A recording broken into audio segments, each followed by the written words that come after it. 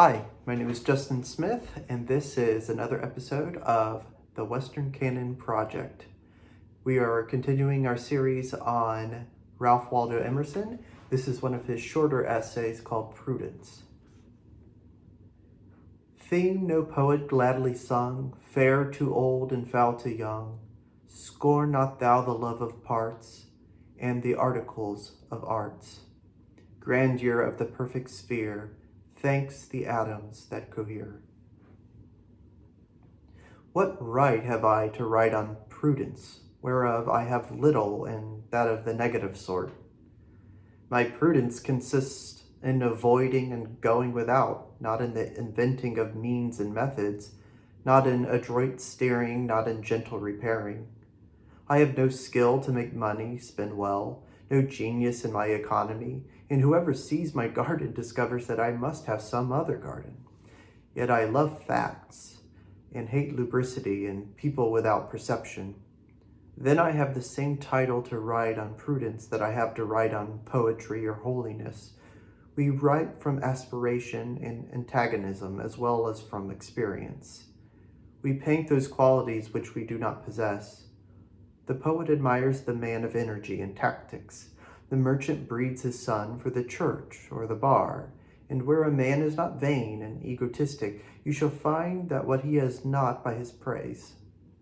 Moreover, it would be hardly honest in me not to balance these fine lyric words of love and friendship with words of coarser sound, and whilst my debt to my senses is real and constant, not to own it in passing.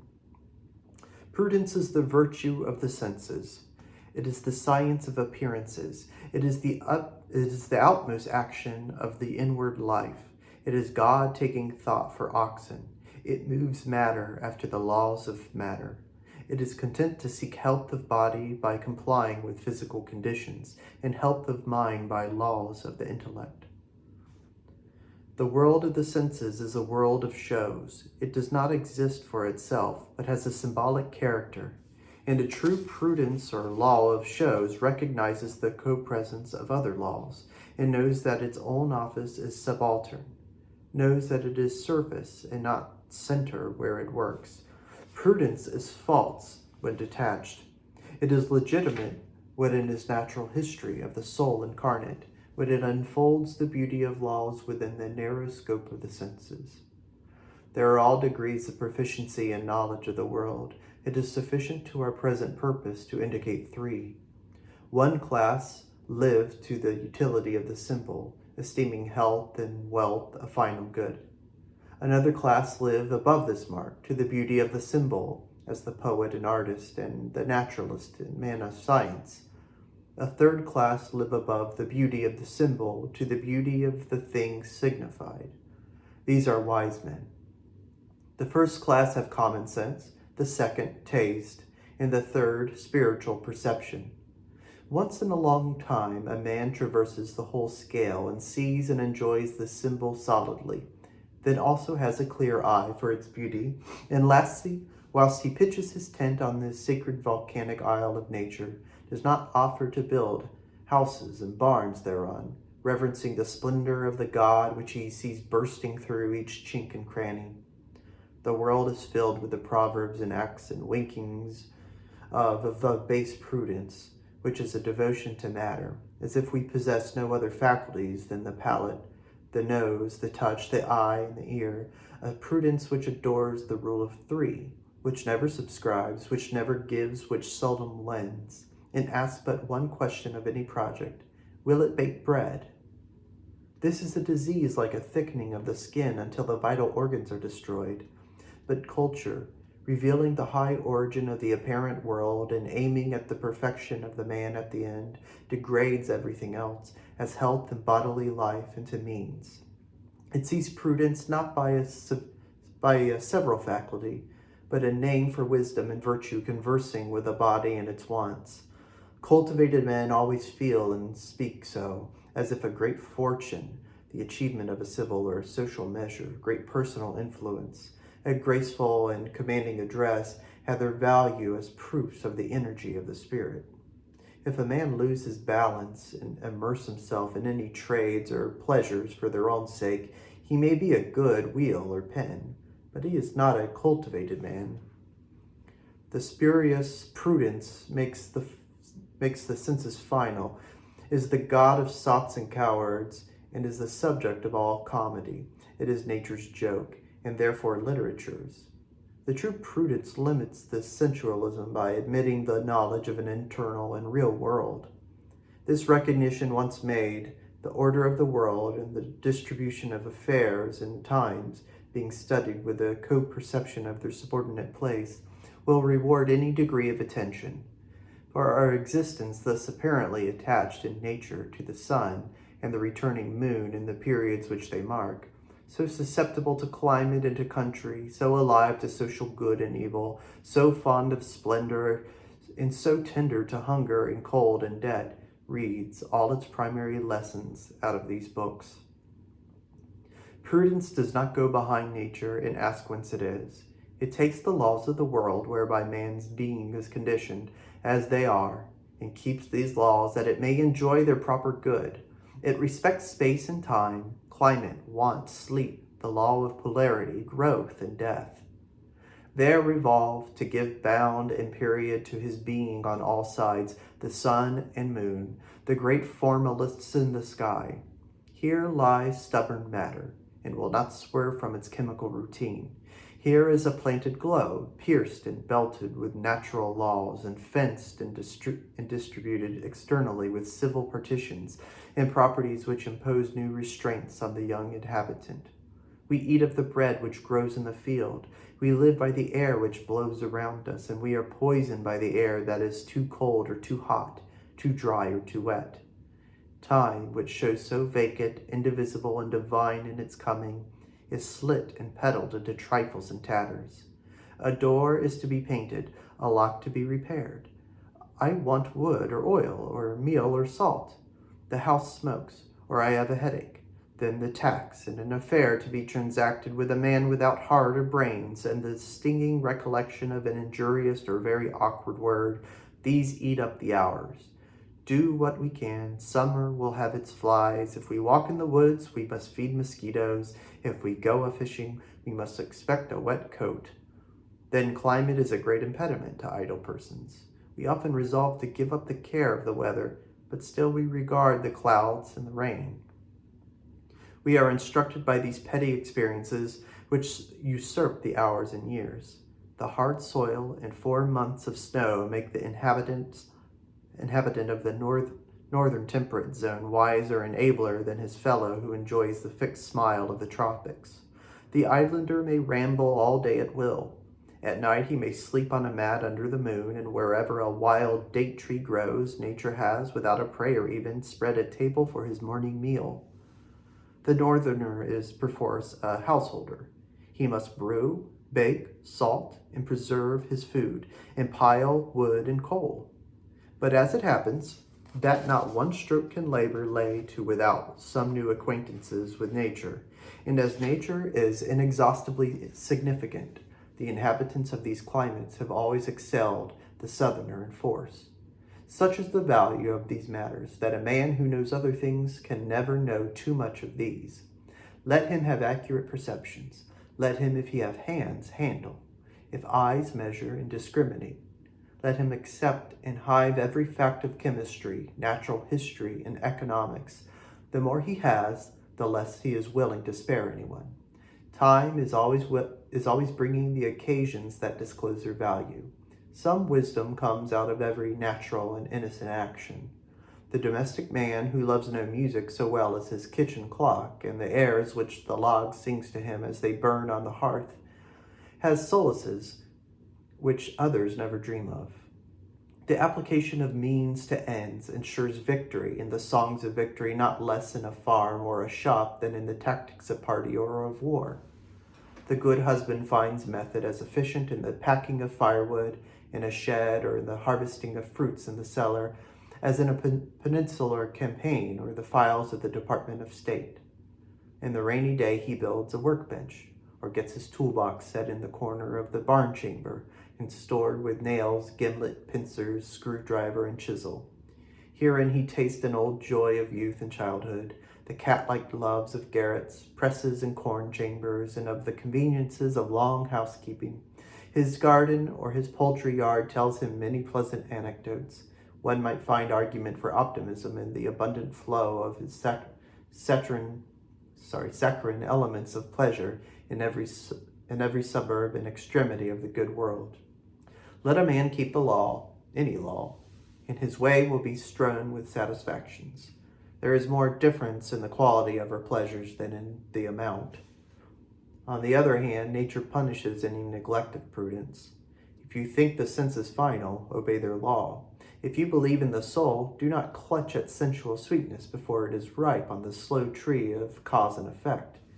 It is vinegar to the eyes to deal with men of loose and imperfect perception. Dr. Johnson is reported to have said, "If the child says he looked out of the window when he looked out of that, whip him." Our American character is marked by a more than average delight in accurate perception, which is shown by the currency of the byword, "no mistake." But the discomfort of unpunctuality, of confusion of thought about facts, inattention to the wants of tomorrow, is of no nation. The beautiful laws of time and space, once dislocated by our inaptitude, are holes and dens. If the hive be disturbed by rash and stupid hands, instead of honey, it will yield us bees. Our words and actions, to be fair, must be timely.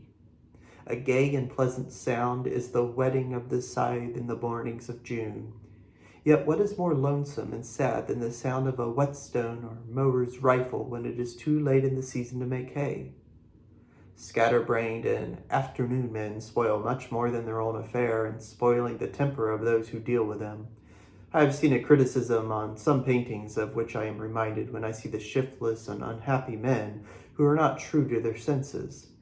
The last Grand Duke of Weimar, a man of superior understanding, said, "I have sometimes remarked in the presence of great works of art, and just now especially in Dresden, how much a certain property contributes to the effect which gives life to the figures, and to the life an irresistible truth. This property is the hitting, in all the figures we draw, the right center of gravity. I mean the placing the figures firm upon their feet, making the hands grasp and fastening the eyes on the spot where they should look. Even lifeless figures, as vessels and stools, let them be drawn ever so correctly, lose all effect so soon as they lack the resting upon their center of gravity, and have a certain swimming and oscillating appearance. The Raphael in the Dresden Gallery, the only great affecting picture which I have seen, is the quietest and most passionless piece you can imagine. A couple of saints who worship the Virgin and Child. Nevertheless, it awakens a deeper impression than the contortions of 10 crucified martyrs. For besides all the resistless beauty of form, it possesses in the highest degree the property of the perpendicularity of all the figures." End quote. This perpendicularity we demand of all the figures in this picture of life. Let them stand on their feet and not float and swing. Let us know where to find them. Let them discriminate between what they remember and what they dreamed. Call a spade, give us facts, and honor their own senses with trust. But what man shall dare task another with imprudence? Who is prudent? The men we call the greatest are least in this kingdom. There is a certain fatal dislocation in our relation to nature, distorting our modes of living and making every law our enemy, which seems to last to have aroused all the wit and virtue in the world to ponder the questions of reform. We must call the highest prudence to counsel, and ask why health and beauty and genius should now be the exception rather than the rule of human nature. We do not know the properties of plants and animals and laws of nature, though our sympathy with the same. But this remains the dream of poets. Poetry and prudence should be coincident. Poets should be lawgivers. That is, the boldest lyric inspiration should not chide and insult, but should announce and lead the civil code and the day's work. But now the two things seem irreconcilably parted. We have violated law upon law until we stand amidst ruins, and when by chance we espy a coincidence between reason and the phenomena, we are surprised. Beauty should be the dowry of every healthy man and woman as invariably as sensation. But it is rare. Health or sound organization should be universal. Genius should be the child of genius, and every child should be inspired. But now it is not to be predicted of any child, and nowhere is it pure. We call partial half-lights by courtesy. Genius, talent which converts itself to money, talent which glitters today that it may dine and sleep well tomorrow, and society is officered by men of parts, as they are properly called, and not by divine men. These use their gift to refine luxury, not to abolish it. Genius is always ascetic in piety and love. Appetite shows to the finer souls as a disease, and they find beauty in rights and bounds that resist it. We have found out fine names to cover our sensuality withal, but no gifts can raise intemperance. The man of talent affects to call his transgressions of the laws of the senses trivial, and to count them nothing considered with his devotion to his art. His art never taught him lewdness, nor the love of wine, nor the wish to reap where he had not sowed. His art is less for every deduction from his holiness, and less for every defect of common sense. On him who scorned the world, as he said, the scorned world wreaks its revenge. He that despises the small things will perish by little and little. Goethe's Tasso is very likely to be a pretty fair historic portrait, and that is true tragedy. It does not seem to me so genuine grief when some tyrannous Richard III oppresses and slays a score of innocent persons, as when Antonio and Tasso, both apparently right, wrong each other. One living after the maxims of this world and consistent and true to them, the other fired with all divine sentiments, yet grasping also at the pleasures of sense, without submitting to their law. That is a grief we all feel, a knot we cannot untie. Tasso's is no unfrequent case in modern biography. A man of genius, of an ardent temperament, reckless of physical laws, self-indulgent, becomes presently unfortunate, querulous, a discomfortable cousin, a thorn to himself and to others. The scholar shames us by his bifold life. While something higher than prudence is active, he is admirable. When common sense is wanted, he is an encumbrance. Yesterday, Caesar was not so great. Today, the felon at the gallows foot is not more miserable. Yesterday, radiant with the light of an ideal world in which he lives, the first of men, and now oppressed by wants and by sickness for which he must thank himself.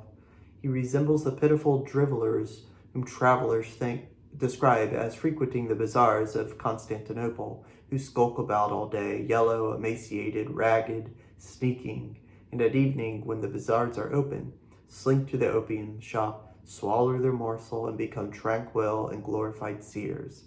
And who has not seen the tragedy of imprudent genius struggling for years with paltry pecuniary difficulties, at last sinking, chilled, exhausted and fruitless, like a giant slaughtered by pins? Is it not better that a man should accept the first pains and mortifications of this sort which nature is not slack in sending him, as hence that he must expect no other good than the just fruits of his own labor and self-denial? Health, bread, climate, social position have their importance, and he will give them their due. Let him esteem nature a perpetual counselor, and her perfections the exact measure of our deviations. Let him make the night night, and the day day. Let him control and expend on a private economy as on an empire, and as much wisdom may be drawn from it. The laws of the world are written out for him on every piece of money in his hand. There is nothing he will not be the better for knowing, were it only the wisdom of poor Richard, or the State Street prudence of buying by the acre to sell by the foot, or the thrift of the agriculturalist to stick a tree between whiles because it will grow whilst he sleeps, or the prudence which consists in husbanding little strokes of the tool, little portions of time, particles of stock and small gains. The eye of prudence may never shut. Iron, if it keep at the ironmonger's, will rust. Beer, if it not brewed in the right state of atmosphere, will sour. Timber of ships will rot at sea, or if laid up high and dry will strain, warped, and dry rot. Money, if kept by us, yields no rent and is liable to loss, if invested, is liable to depreciation of the particular kind of stock. Strike, says the smith, the iron is white. Keep the rake, says the haymaker, as nigh the scythe as you can, and the cart as nigh the rake.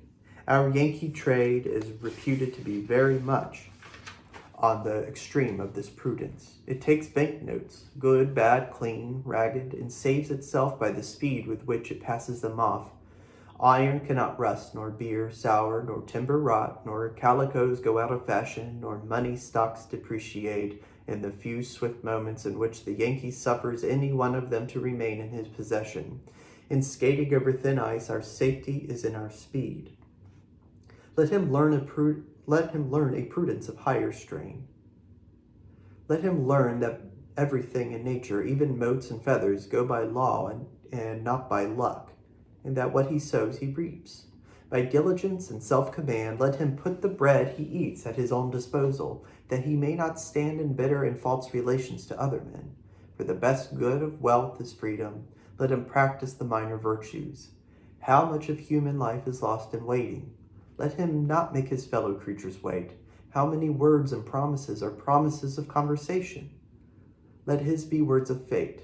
When he sees a folded and sealed scrap of paper float round the globe in a pine ship and come safe to the eye for which it was written amidst a swarming population, let him likewise feel the admonition to integrate his being across all these distracting forces and keep a slender human word among the storms, distances, and accidents that drive us hither and thither, and by persistency make the paltry force of one man reappear to redeem its pledge after months and years in the most distant climates. We must not try to write the laws of any one virtue, looking at that only. Human nature loves no contradictions, but is symmetrical. The prudence which secures an outward well-being is not to be studied by one set of men, whilst heroism and holiness are studied by another, but they are reconcilable. Prudence concerns the present time, persons, property, and existing forms, but as every fact has its root in the soul, and if the soul were changed, would cease to be or would become some other thing, the proper administration of outward things will always rest on a just apprehension of their cause and origin. That is, the good man will be the wise man, and the single-hearted the politic man. Every violation of truth is not only a sort of suicide in the liar, but is a stab at the health of human society. On the most profitable lie, the course of events presently lays a destructive tax, whilst frankness invites frankness, puts the parties on a convenient footing, and makes their business a friendship. Trust men, and they will be true to you. Treat them greatly, and they will show themselves to be great, though they make an exception in your favor to all their rules of trade. So in regard to disagreeable and formidable things, prudence does not consist in evasion or in flight, but in courage. He who wishes to walk in the most peaceful parts of life with any serenity must screw himself up to resolution. Let him front the object of his worst apprehension, and his stoutness will commonly make his fear groundless. The Latin proverb says, "In the battle, the eye is first overcome." Entire self-possession may make a battle very little more dangerous to life than a match at foils or at football. Examples are cited by soldiers of men who have seen the cannon pointed and the fire given to it, and who have stepped aside from the path of the ball. The terrors of the storm are chiefly confined to the parlor and the cabin.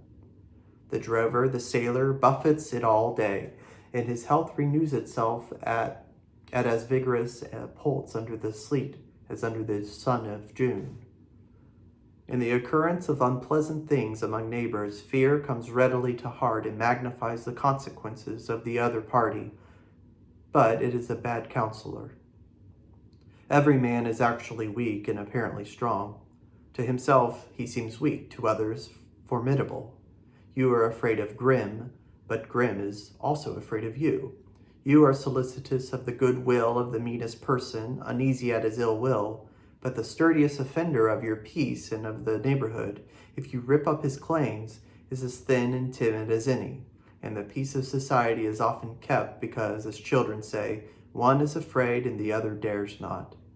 Far off, men swell, bully, and threaten. Bring them hand to hand, and they are a feeble folk. It is a proverb that courtesy costs nothing, but calculation might come to value love for its profit. Love is fabled to be blind, but kindness is necessary to perception. Love is not a hood, but an eye-water. If you meet a sectary or a hostile partisan, never recognize the dividing lines, but meet on what common ground remains. If only the sun shines and the rain rains for both, the area will widen very fast, and ere you know it, the boundary mountains on which the eye had fastened have melted into air. If they set out to contend, St. Paul will lie and St. John will hate. What low, poor, paltry, hypocritical people in argument on religion will make of the pure and chosen souls? They will shuffle and crow, crook and hide, feign to confess here, only that they may brag and conquer there. And not a thought has enriched either party, and not an emotion of bravery, modesty, or hope. So neither should you put yourself in a false position with your contemporaries by indulging a vein of hostility and bitterness. Though your views are in straight antagonism to theirs, assume an identity of sentiment. Assume that you are saying precisely that which all think, and in the flow of wit and love roll out your paradoxes in solid column, with not the infirmity of a doubt. So at least you shall get an adequate deliverance. The natural motions of the soul are so much better than the voluntary ones that you will never do yourself justice in dispute. The thought is not then taken hold off by the right handle, does not show itself proportioned and in its true bearings, but bears extorted, hoarse, and half-witness.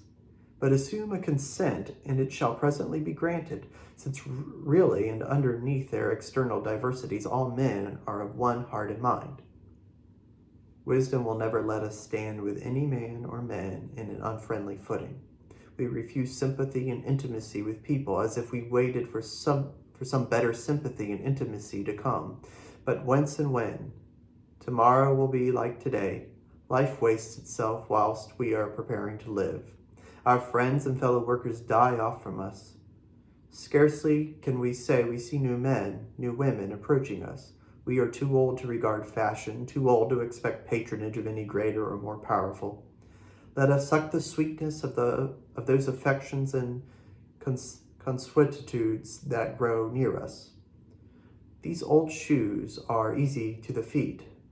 Undoubtedly, we can easily pick faults in our company, can easily whisper names prouder, and that tickle the fancy more. Every man's imagination hath its friends, and life would be dearer with such companions, that if you cannot have them on good and mutual terms, you cannot have them.